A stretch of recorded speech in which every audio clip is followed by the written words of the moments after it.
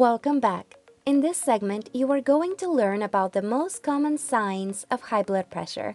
Before we list the signs, think about the time when you were first diagnosed with hypertension or pre-hypertension. Did you expect the diagnosis or were you surprised by the results?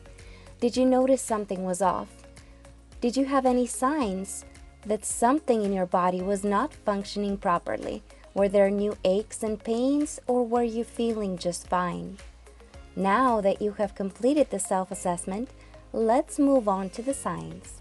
Some of the most common ones that people complain about are headaches, chest pains, blurry vision, swelling, fatigue, and dizziness.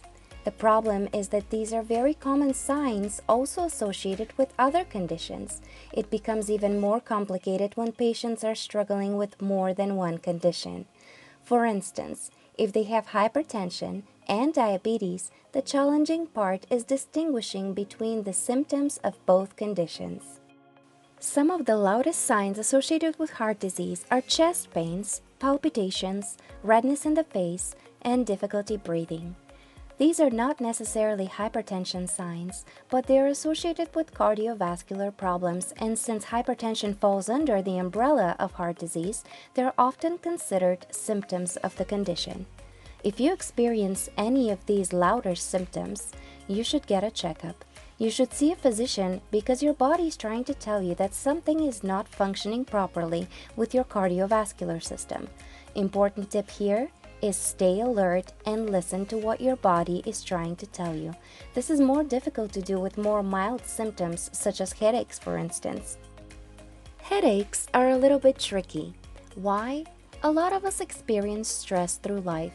Everybody is pulling us in every which way. You probably have a very fast-paced life, and what happens a lot of the time is you get that headache, you pop that Advil or Tylenol, and it goes away, temporarily.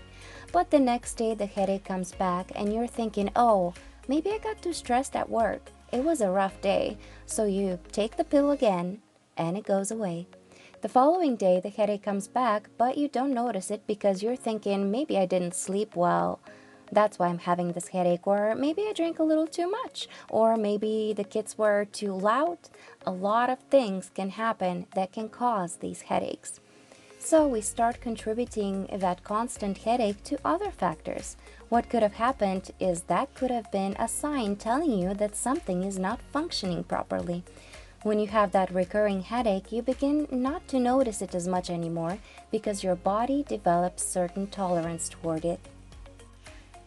It is also possible that you didn't experience any symptoms. It is not uncommon for patients who seem to feel well to be surprised by the diagnosis because they didn't notice any changes.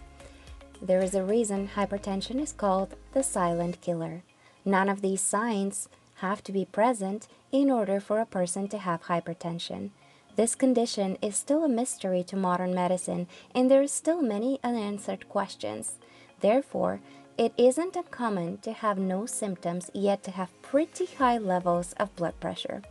What should you do once you start to experience multiple symptoms? You should visit your physician. It really helps to be in tune with your body and to acknowledge the warning signs. Your body is always speaking to you, and if you currently don't experience any of these symptoms, what you should focus on is prevention, because since heart disease is our #1 killer, no one is safe, and we have to continually apply preventive care.